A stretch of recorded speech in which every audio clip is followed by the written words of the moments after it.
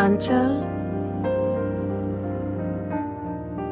सुबह की हल्की धूप खिड़की से छनककर निशा के चेहरे पर पड़ रही थी। वो रसोई में चाय बना रही थी, लेकिन उसका मन कहीं और था। चाय उबलने की आवाज ने उसे वर्तमान में खींचा और वो जल्दी से गैस बंद करने लगी। आज उसके दिल में एक अजीब सी बेचैनी थी, एक गहरी पीड़ा जो सालों से दबाई हुई थी, आज फिर से बाहर आना चाहती थी। निशा की शादी को 30 साल हो चुके थे।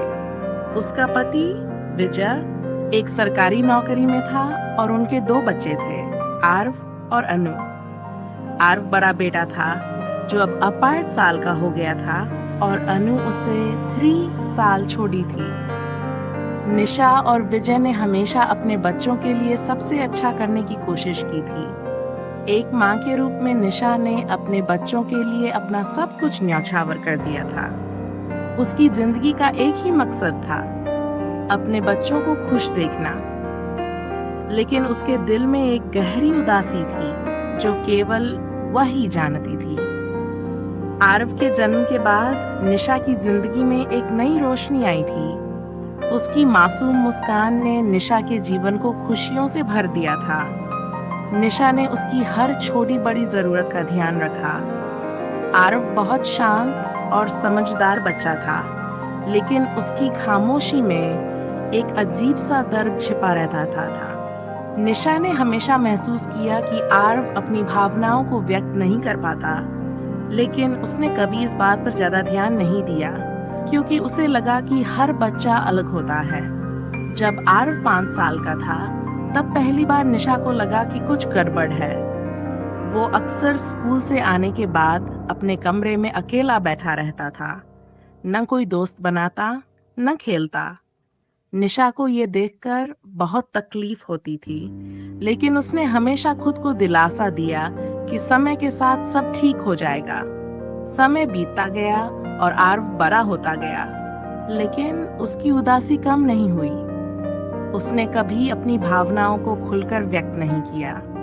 वह हमेशा अपने आप में खोया रहता। निशा ने कई बार उसे समझाने की कोशिश की, लेकिन आरव हर बार चुप रह जाता। उसकी खामोशी निशा के दिल में एक घाव की तरह घर करती जा रही थी। आरव जब 10वीं कक्षा में था, तब उसकी उदासी और बढ़ गई। वह न तो पढ़ाई में दिलचस्पी लेता, न ही किसी और चीज में। निशा ने कई बार उससे बात करने की कोशिश की, लेकिन हर बार आरव ने सिर्फ इतना कहा, माँ, मुझे कुछ नहीं चाहिए। ये शब्द सुनकर निशा का दिल जैसे टूट जाता था। एक माँ के लिए इससे बड़ी पीड़ा और क्या हो सकती है कि उसका बच्चा उसे अपनी तकलीफें बताने से भी कतराए। एक दिन निशा ने हिम्मत करके आरव के कमरे में जाकर उसकी पुरानी डायरी देखी। उसमें एक पन्ने पर आरव ने लिखा था, माँ, मुझे पता है कि तुम मुझसे बहुत प्यार करती हो, लेकिन मुझे समझ नहीं आता कि मैं तुम्हें कैसे बताऊं कि मैं अंदर से कितना टूटा हुआ हूँ। मैं खुद को इस दुनिया से जुड़ा हुआ महसूस नहीं करता। मुझे लगता है कि मैं कहीं खो गया हूँ और मुझे खुद नहीं पता कि मुझे क्या चाहिए। निशा के हाथ से डायरी छूट गई। उसके आंसू थमने का नाम नहीं ले रहे थे। उसे अब समझ आया कि उसका बेटा कितनी गहरी मानसिक पीड़ा से गुजर रहा था। उसे खुद पर बहुत गुस्सा आया कि उसने इतने सालों तक इस दर्द को नहीं समझा। उसने फैसला किया कि अब वो आरव को अकेला नहीं छोड़ेगी, चाहे कुछ भी हो जाए। उसने अगले दिन आरव से कहा, बेटा, मैं तुम्हें समझ नहीं पाई, इसके लिए मुझे माफ कर दो, लेकिन अब मैं तुम्हारे साथ हूँ। तुम जो भी महसूस कर रहे हो, मैं उसमें तुम्हारा साथ दूंगी। हम इस मुश्किल को मिलकर पार करेंगे। आरव ने निशा की ओर देखा। उसकी आंखों में दर्द था, लेकिन साथ ही एक राहत भी। उसने धीरे से कहा, माँ, मुझे बस तुम्हारा साथ चाहिए।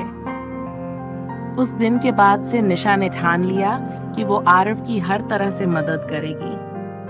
उसने एक मनोचिकित्सक से संपर्क किया और धीरे धीरे आरव की हालत में सुधार होने लगा। समय के साथ आरव ने खुद को बेहतर तरीके से संभालना शुरू किया।